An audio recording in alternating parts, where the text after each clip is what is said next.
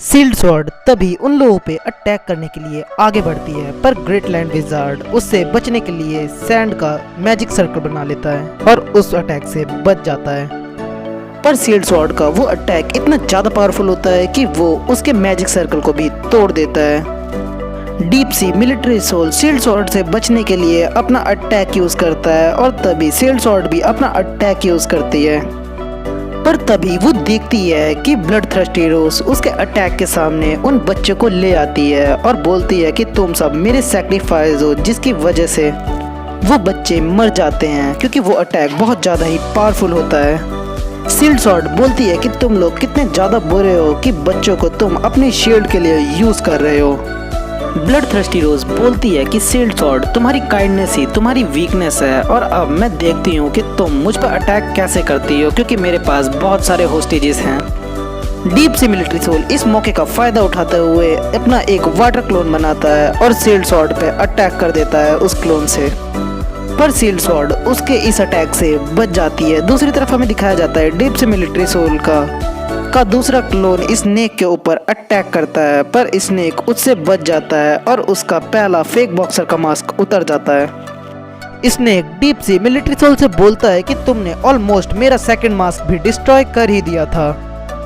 Snake तभी इस मौके का फायदा उठाते हुए डीप सी मिलिट्री सोल के ऊपर अटैक कर देता है और उसे बुरी तरीके से इंजर्ड कर देता है। पर जैसे ही प्रीस्ट देखता है कि डीप सी मिलिट्री सोल को चोट लग गई है तो वो उसे तुरंत ही हील कर देता है।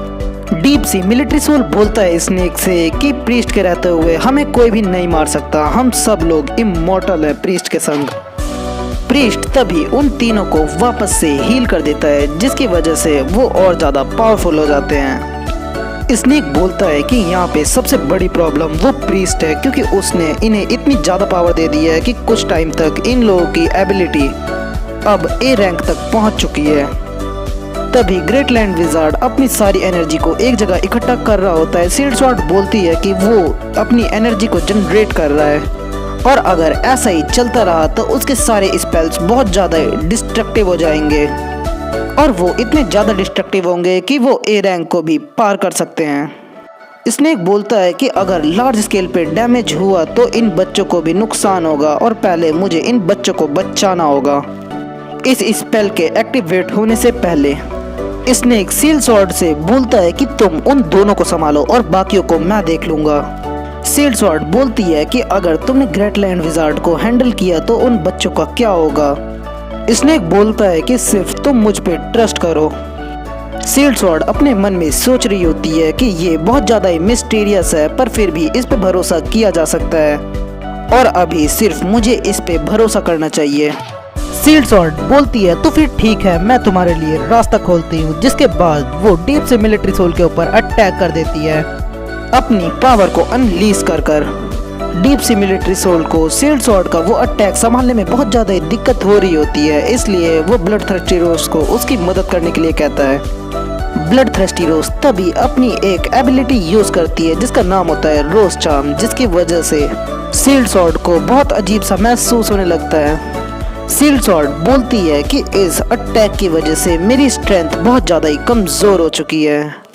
ब्लड थ्रस्टी रोज बोलती है कि मेरी लस्ट बॉडी की वजह से तुम्हारी बॉडी बहुत ज़्यादा ही एक्साइट हो गई है, जिसकी वजह से तुम्हारी सारी डिज़ायर्स अब अवेकन हो चुकी हैं और तुम्हें ज़रूर बहुत ज़्यादा ही गर्मी फील हो रही होगी।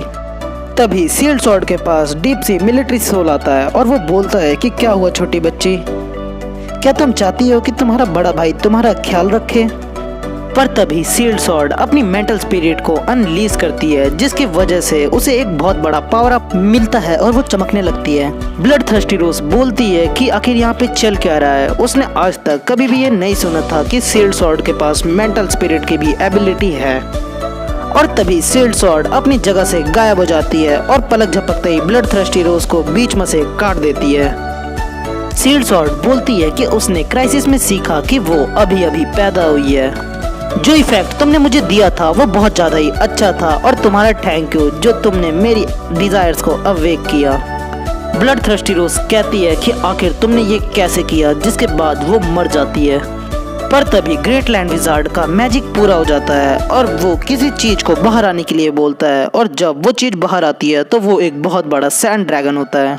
जो कि बच्चों की तरफ बहुत तेजी से बढ़ने लगता है। सील्ड स्वॉर्ड को समझ नहीं आ रहा होता कि आखिर अब वो क्या करे, पर तभी उस सिचुएशन को संभालने के लिए वहाँ पे स्नेक पहुँच जाता है और तभी स्नेक उस सैंड ड्रैगन पे अपनी एबिलिटी से अटैक कर देता है, जिसकी वजह से वहाँ पर एक बहुत बड़े अमाउंट में एक्सप्लोजन होता है और तभी वहाँ पर न्यूज़ रिपोर्टर्स भी पहुँच जाते हैं।